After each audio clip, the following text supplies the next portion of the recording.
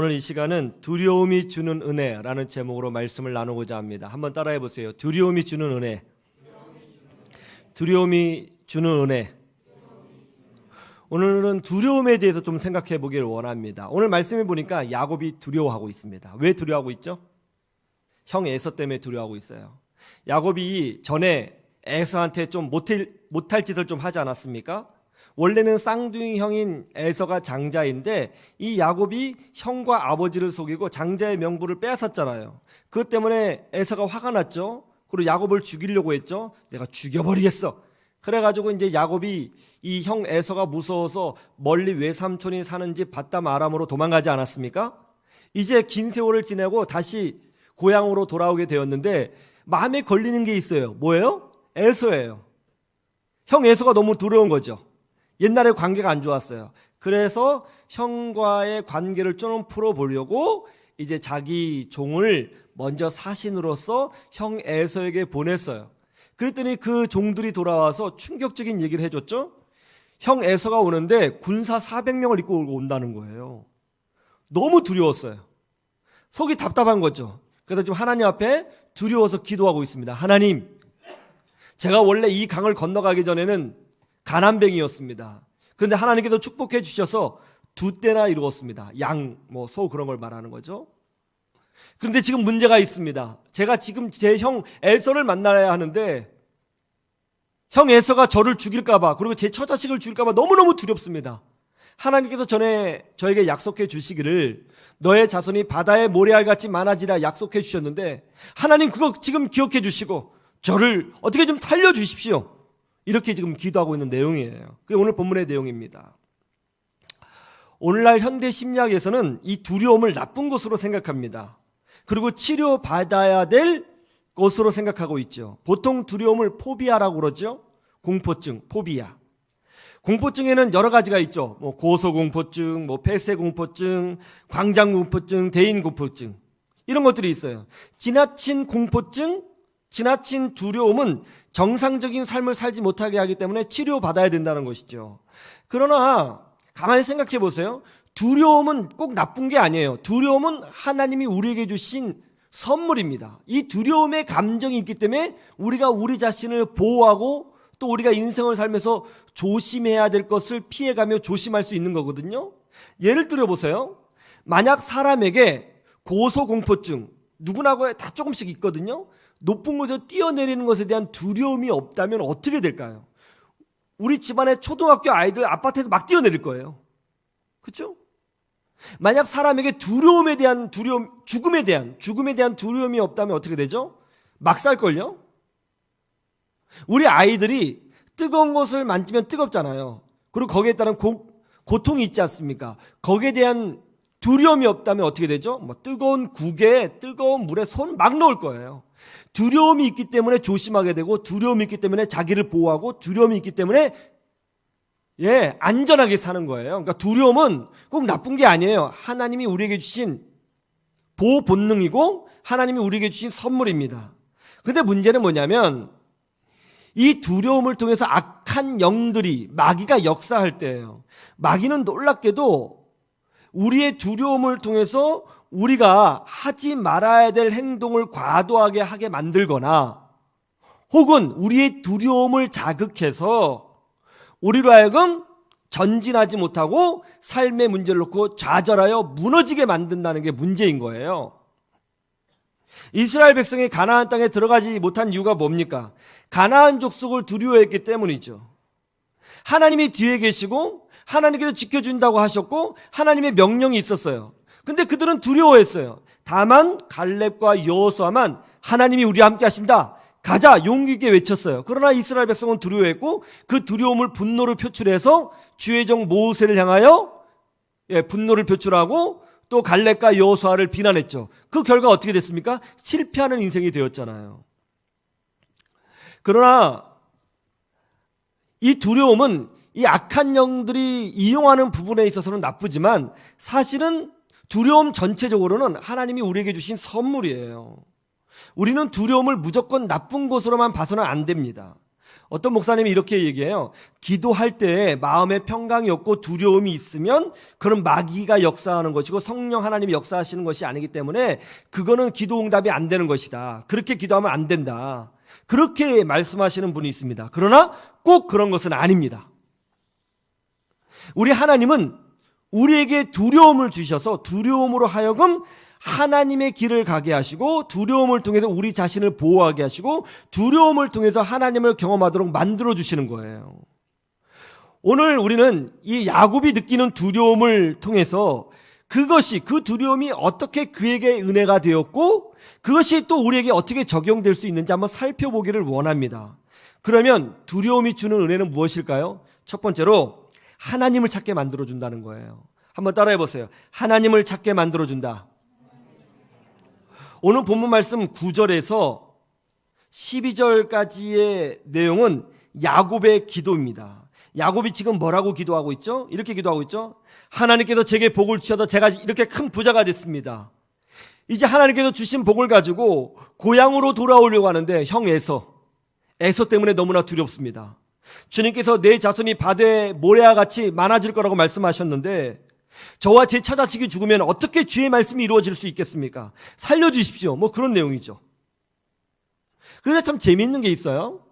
여러분 이 야곱에 대한 기록은 이 창세기 32장에서만 나오는 게 아니고 29장에서부터 나옵니다. 29장에 보면 야곱이 어떻게 밧담 아람으로 도망하게 되었고 거기서 어떻게 아내를 만났고 자식들을 만났고 그리고 외삼촌 라반과의 관계 속에서 어떻게 재산을 끌어모았는지가 다 기록되어 있어요.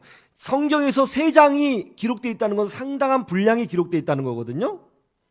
29장, 30장, 31장. 그런데 이 야곱의 야곱의 인생 그리고 야곱의 삶을 기록한 29장, 30장, 31장을 보면 재미있는 부분이 나오는데 그게 뭐냐면 야곱이 하나님 앞에 기도했다고 하는 기록이 없어요. 야곱은요 인간적인 방법으로 생각으로 모략으로 계획으로 돈을 모으고 장자권을 취득하고 정말 열정적으로 자기 인생을 산 것은 맞아요. 정말 자수성가하기 위해서 최선을 다했어요. 자기 사업을 경영하고 인간관계의 밀당을 어떻게 풀어내고 굉장히 잘했어요. 그런데 놀라운 건 기도했다는 기록이 없어요. 그랬던 야곱이 지금 하나님 앞에 무릎 꿇고 간절히 기도하고 있어요. 그 이유가 뭐예요? 7절에 나와 있죠. 야곱이 기도할 수밖에 없었던 이유. 7절 한번 보세요. 시작. 심히 두렵고 답답하여 자기와 함께한 동행자와 양과 소와 낙타를 두 떼로 나누고 지금이 야곱이 마음이 어떻다고요? 심히 두렵고 답답해요. 이게 굉장히 강한 표현이죠. 심히 두렵고 답답해요. 그래서 하나님 앞에 기도하고 있는 거예요. 두려움이 주는 은혜가 뭐냐? 하나님을 찾게 만드는 거예요. 여러분 하나님을 찾는 것이 축복인 줄로 믿습니다.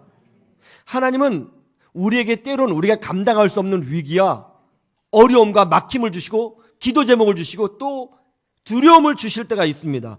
왜 두려움을 주세요? 우리가 하나님을 찾도록 하기 위해서 두려움을 줘요. 이 두려움이 주는 유익이 뭐예요? 위험을 피하는 거예요. 보호받는 거예요. 하나님을 찾을 때 우리는 진정으로 영적인 보호를 누리고 삶의 보호를 누리거든요. 그래서 하나님은 두려움을 줘서 야곱으로 하여금 하나님께 돌아오도록 만드시는 거예요. 하나님을 찾는 게 축복이거든요. 그래서 예레미야 33장 3절에 뭐라고 되어 있습니까? 너는 내게 부르짖으라. 내가 내게 응답하겠고 내가 알지 못하는 크고 은밀한 일을 내게 보이리라. 그렇게 약속해 주신 거죠. 이 말씀은 예레미야 선지자가 감옥에 갇혀 있을 때에 죽음에 대한 두려움이 있을 때 하나님께서 예레미야 선지자에게 주신 거예요. 두려움이 임할 때에 두려워서 잠을 잘 수 없을 때에 어떡하지 그런 마음이 생길 때에 뭔가 일이 잘못될 것처럼 가슴이 두근두근 거릴 때에 걱정만 하지 말고 하나님을 찾으라는 거죠. 하나님께서 응답하시겠다는 것입니다. 세계 인류 역사를 보면 놀라운 역사들이 많이 있고 사람의 머리로 이해하지 못할 역사적 기록들이 많이 있습니다. 그 중에 하나가 뭐냐면 이 아수르라고 하는 이 세계사에서는 아시리아라고 나오죠. 아시리아하고 남유다와의 전쟁 역사가 그렇습니다. BC 700년경에 이 중동 지역에서 아시리아, 아수르라고 하는 거대한 제국이 나타나기 시작했습니다. 이 아수르는 이전에 없는 강력한 전술과 군사력을 바탕으로 일순간에 큰 제국을 이루었어요. 그래서 동쪽으로는 인도까지, 서쪽으로는 그 그리스까지 이르는 엄청난 제국을 이루게 되었습니다. 광활한 제국을 이루었죠. 그런데 이 아시리아가 원하는 것은 뭐였냐면 그 당시에 라이벌 국가였던 이집트도 강대국이었습니다. 그 이집트를 정복하는 거였어요. 그래서 이 아수르가 남하하면서 이집트로 들어가려고 합니다. 그때 남하하는 과정 중에 자그마한 나라들이 있을 거 아니에요. 그런 나라들을 힘으로 정복하면서 남쪽으로 내려가고 있었습니다. 그 당시 이스라엘은 북이스라엘과 남유다로 분열되어 있었어요. 북이스라엘은 우리나라 북한과 남하고 똑같은 거죠. 북이스라엘은 무기도 좋고 군사도 많아서 나름대로 작은 나라였지만 강대국에 속했습니다. 그러나 남유다는 아주 약소국이었어요. 그런대로 강대국이었던 이 북이스라엘이 이 아수르가 내려오자 얼마 힘도 쓰지 못하고 함락되고 맙니다. 완전히 망해버렸어요. 이제 이 아수르, 이 사네립은 그 여세를 몰아서 남유다를 침공하게 됩니다. 이 남유다는 군인이 별로 없는 약소국이었습니다. 경제력도 형편이 없었어요. 그 당시에 이 남유다의 왕이 히스기야 왕이었거든요. 남유다는 이 아수르에 비하면 너무나 작은 나라였기 때문에 바람에 나는 겨와 같죠. 그냥 한번 아수르가 힘만 주면 그냥 속절없이 무너질 수밖에 없는 구조죠. 전쟁이 났어요. 근데 어떤 일이 벌어진 줄 아세요? 전쟁이 났는데 이게 이제 세계 역사가들이 풀지 못하는 문제예요. 그 강력한 군대가 남유다를 쳤는데 군인도 변변치 없는 남유다를 쳤는데 아수르가 졌어요. 그리고 하룻밤 사이에 18만 5천 명이 나오는 군사가 죽었습니다. 그 세계 역사로 보면 이 아수르가 남유다를 함락하지 못하고 그 군사 18만 5천 명을 잃고 퇴각을 하죠. 그래서 자기 나라로 돌아갔는데 거기 이 사건 때문에 힘을 잃고 아시리아라고 하는 나라가 망해버립니다. 그때 바벨론이 힘을 얻게 되는 거죠. 아니 어떻게 이 거대한 제국이 경상남도만한 이 작은 남유다를 함락하지 못했을까? 그리고 어떤 세계 전쟁사에서 군인이 한 번에 하룻밤 사이 18만 5천 명이 죽을 수 있을까? 이게 지금 세계 역사가들의 미스테리예요. 근데 미국에 있는 어떤 학자는 이렇게 얘기하더라고요. 이 아수르가 남유다를 정복하지 못하고 하룻밤 사이 18만 5천 명이 죽은 이유는 전염병 때문일 것이다. 전염병이 아니고서는 도무지 이 문제를 해결하고 설명할 방법이 없다. 어떻게 병사 18만 5천 명이 하룻밤에 죽느냐? 그리고 그 강력한 나라가 이 조그만 나라를 왜 함락하지 못했겠느냐? 굉장한 풍토병이 있었거나 어떤 전염병이 있었기 때문에 이런 문제가 생긴 것이다. 그렇게 얘기해요. 근데 참 재미있는 게 뭐냐면 이 아수르와 남유다의 전쟁사가 성경에도 그대로 기록되어 있다는 거예요. 그럼 성경은 뭐라고 기록하고 있을까요? 성경은 당시 상황을 이렇게 이야기하고 있습니다. 이 아수르가 남유다를 쳐들어왔어요. 쳐들어오기 전에, 전쟁을 하기 전에 선전 포고문을 히스기야 왕에게 보냅니다. 나 아수르의 황제는 지금 남유다를 치고 너희들을 다 죽이려 하니 빨리 와서 내 앞에 와 무릎을 꿇고 항복하라. 항복하면 내가 어여삐 여겨 목숨만은 살려주리라. 혹시 너희들 생각에 여호와 하나님이 우리를 보호해 주리라. 그렇게 생각하지 말아라. 내가 그동안 수많은 나라들을 점령해 왔는데 그 나라들마다 자기들을 섬기는 신이 있었느니라. 그들 나름대로 자기 신들에게 열심히 기도했으나 결국은 나 아수르 황제의 손에 벗어나지 못했느니라. 너희가 믿는 여호와 하나님도 그와 뭐 별 다를 것이 있겠느냐. 빨리 내려와 무릎을 꿇고 항복하라. 그렇지 아니하면 이 성과 너희들은 모두 몰살당하게 될 것이다. 그래서 편지를 보낸 거예요. 히스기야 왕이 그 딱 편지를 보니까 몰살당한다는 표현에 너무 겁이 난 거죠. 성경에 보니까 히스기야 왕이 두려워했다고 그래 있어요. 두려워했어요. 어떤 힘으로도 이 아수르라고 하는 거대한 제국을 막아낼 수가 없어요. 그래서 히스기야 왕이 어떻게 했습니까? 그 당시에 이 히스기야 왕의 멘토가 이사야 선지자였거든요. 이사야 선지자에게 기도를 부탁합니다. 그리고 백성들에게 금식을 선포해요. 그리고 그 편지를 들고 예루살렘 성전 안에 들어가서 편지를 쫙 펴놔요. 그리고 하나님 앞에 기도합니다. 하나님, 이 편지 내용을 보십시오. 지금 저 사내립이 하나님을 모독하고 있고 주의 백성들을 협박하고 있나이다. 주께서 아시다시피 이 나라에 무슨 힘이 있겠습니까? 이 나라는 군사도 없고 경제력도 매우 비천한데 어떻게 저 강대국을 싸워 이길 수가 있겠습니까? 저희의 도움은 오직 여호와 하나님 한 분뿐이시오니 주여 우리를 긍휼히 여겨 주시옵소서. 그렇게 기도를 하죠. 그 다음날 이사야 선지자가 와서 히스기야 왕에게 이렇게 말합니다. 왕이시여, 왕의 기도가 응답되었나이다. 그들이 그날 밤 하나님께서 여호와의 사자 천사를 아수르 진영에 보냅니다. 그러자 그 천사가 아수르 진영에 있는 군사들을 하나하나 다 치기 시작했는데 그날 밤에 18만 5천 명이 송장이 되었다. 성경에 기록되어 있어요. 그래서 아수르가 남유다를 정복하지 못하고 퇴각하게 되었고 그 결과 나라가 멸망하게 되었다라고 성경에 기록되어 있는 거죠. 여러분, 하나님은 우리가 두려움을 경험할 때 하나님을 찾기를 원하시는 것입니다. 마음이 답답할 때 인간적인 방법을 찾기 전에 하나님께 기도하기를 원하시는 것입니다. 그래서 때로는 두려움이 우리에게 은혜가 될 수 있는 거죠. 이전에는 하나님을 모르고 살아요. 이전에는 내 마음대로 살아요. 이전에는 인간의 힘이 제일 강력하다고 믿고 살아요. 그랬던 사람이 자기 한계를 경험하고 두려움을 경험하면 뜻밖의 하나님께로 돌아올 때가 많아요. 그런 걸 여러분 많이 보지 않습니까? 그래서 두려움이 은혜가 될 수 있는 거예요. 여러분, 두려움을 만날 때 하나님을 찾으시기를 주님의 이름으로 축원합니다. 그래도 두려움의 근원을 제거하시는 하나님의 능력을 경험하시기를 주님의 이름으로 축원합니다.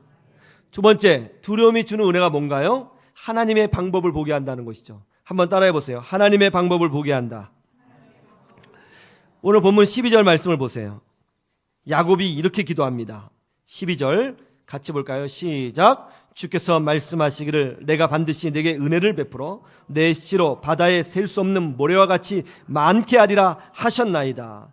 야곱이 지금 두려워서 이 에서 때문에 두려워서 하나님을 찾고 기도하고 있어요. 근데 뭐라고 기도하고 있어요? 하나님께서 전에 약속해 주시기를 너의 자녀들이 바다의 모래알처럼 많게 해주겠다고 하지 않으셨습니까? 그 약속을 지켜주십시오. 이렇게 기도하고 있죠. 그런데 이 기도의 의미가 뭐예요? 좀 깊이 생각해 보세요. 그건 이거죠. 하나님, 내 힘으로, 내 열정으로, 내 계획으로, 내 방법으로 잘 살아보려고 했습니다. 내 자식들과 내 아내들을 지켜보려고 했습니다. 그런데 지금 군대를 데리고 있는 이 에서 앞에서는 내 방법이 통하지 않을 것 같습니다. 내 계획이 의미 없을 것 같습니다. 하나님께서 약속해 주신 대로 해 주십시오. 하나님께서 내 자녀들이 많아진다고 약속해 주셨으니 어떤 방법이 있는 것 아니겠습니까? 하나님께서 약속해 주셨으니 하나님께서 그 약속을 지켜주시고 하나님의 방법을 보여주시옵소서. 그렇게 기도하고 있는 거예요. 야곱 어떤 사람이에요? 야곱은요 정말 똑똑한 사람이에요. 그리고 열정 있는 사람이에요. 욕심 있는 사람이에요. 이 사람은요 자기의 힘과 자기의 재능과 자기의 지혜로 장자의 명분을 빼앗았고요, 자기 방법으로 삼촌에게서 재물을 모았고요, 인간관계를 자기의 지혜와 능력으로 잘 풀어냈던 사람이에요. 자수성가한 사람이에요. 자기 방법으로 성공할 줄 아는 사람이었어요. 그랬던 그가 지금 자기 방법의 한계를 경험하고 있어요. 아무리 계획을 짜도 에서를 피할 방법이 없는 거예요. 그래서 지금 뭐라고 기도하고 있다고요? 자기 방법을 내려놓고 하나님의 약속을 붙들고 하나님의 방법을 구하고 있다고요. 여러분, 사람은 방법이 없을지라도 우리 하나님은 사람의 생각을 뛰어넘는 방법과 길을 만들어내시는 줄로 믿습니다. 이스라엘 백성이 홍해 바다를 가게 되었죠. 더 이상 길이 없어요. 뒤에는 이집트 군대가 쫓아오지 앞에는 바다 막다른 골목입니다. 그러나 어떻습니까? 하나님이 밤새도록 동풍이 불게 하시더니 홍해 바다를 가르셨습니다. 사람들은 길이 없다고 했어요. 방법이 없다고 했어요. 그러나 하나님은 바다 밑에 길을 만들어 내셨습니다. 여러분, 하나님에게는 방법이 있는 줄로 믿습니다. 여러분, 율법으로는 구원받을 사람이 없습니다. 사람의 노력이나 전도를 많이 한다고 해서, 어떤 말씀을 깨닫는다고 해서 완벽하게 깨끗하게 죄사함을 받을 수가 없습니다. 사람의 방법으로는 죄를 해결받을 수 없습니다. 그러나 하나님께서 방법을 주셨습니다. 그것이 뭡니까? 바로 예수 그리스도입니다. 그래서 이사야서 55장 8절에서 9절에 하나님께서 우리에게 뭐라고 말씀하셨는지 아세요? 한번 찾아보세요. 이사야서 55장 8절로 9절. 이사야서 55장 8절에서 9절.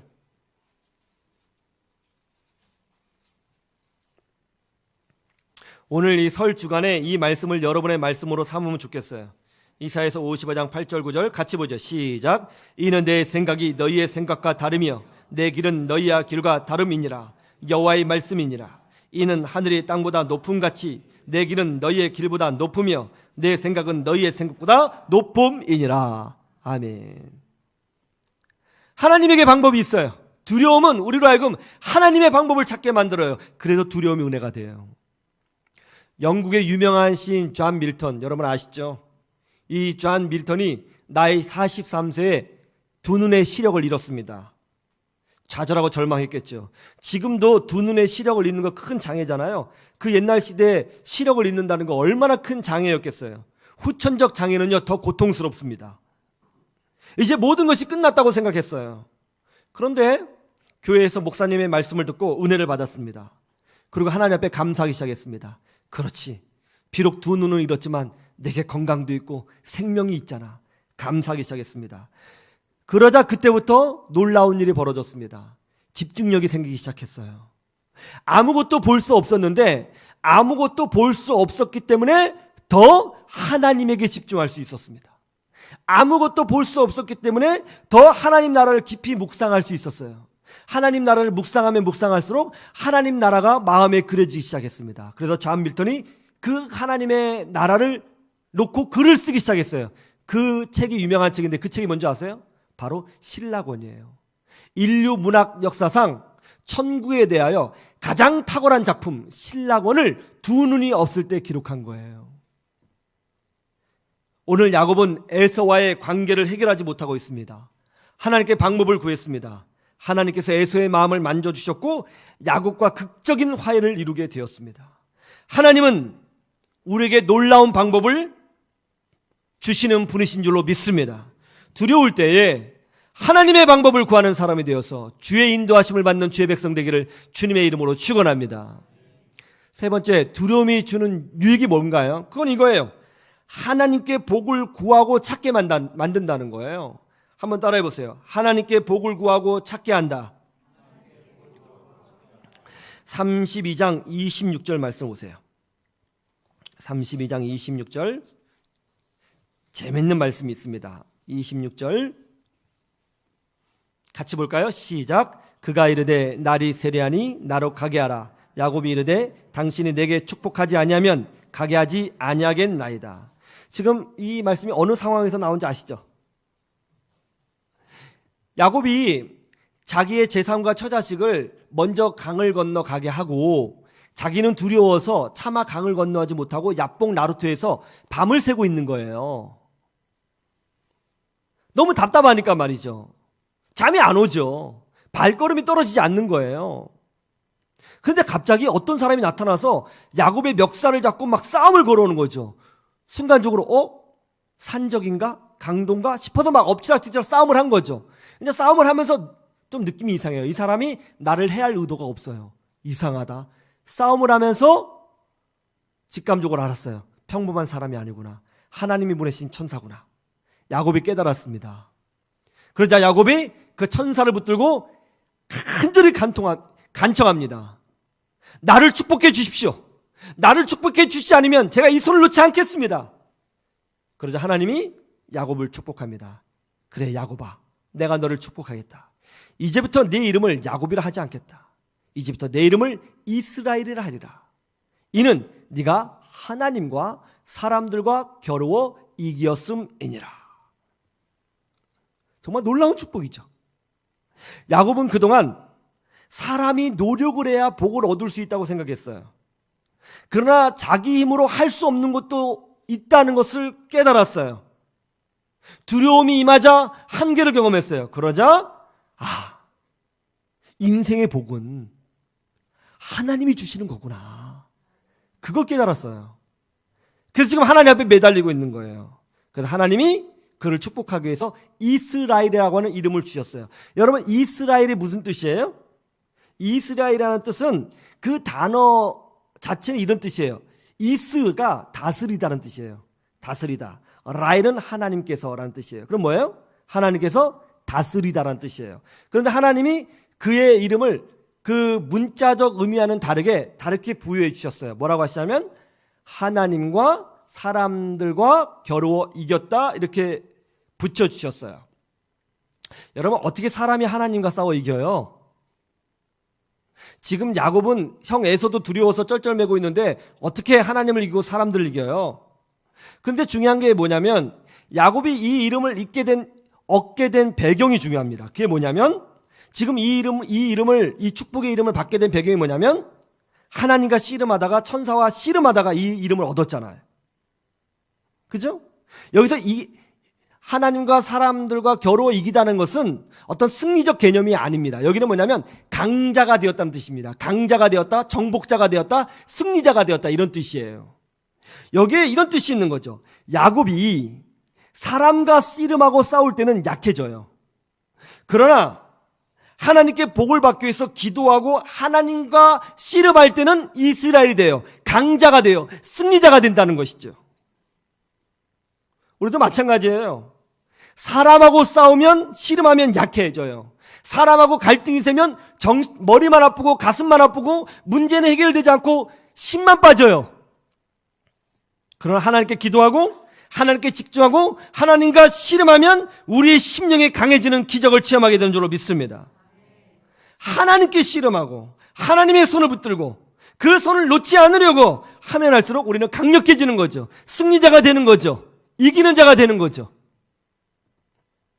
그래서 우리는 하나님과 씨름하는 사람이 돼야지 사람하고 씨름하는 사람이 되면 안 되는 거예요.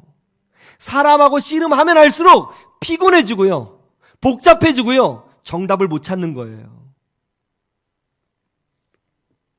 어느 교회에 출석하시는 한 집사님이 설렁탕 가게를 개업하게 되었습니다.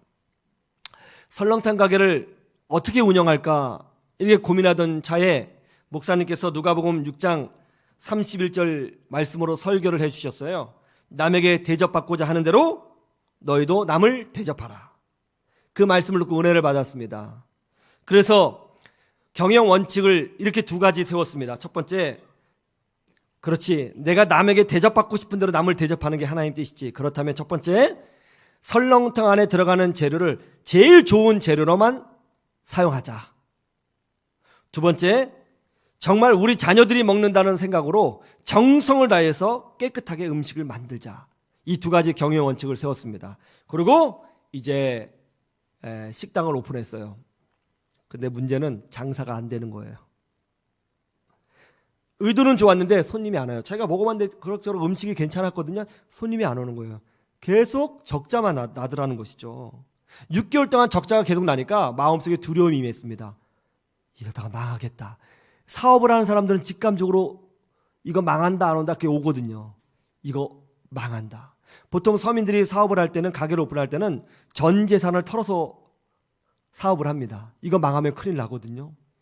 자기가 딱 봐도 망하는 거예요. 가슴이 불타듯이 고통스러웠습니다. 그리고 두려워지기 시작했어요. 어떻게 하지? 걱정하던 차에 설렁탕으로 돈 좀 벌어본 유명한 식당 주인이 와서 이런 조언을 해주는 거예요.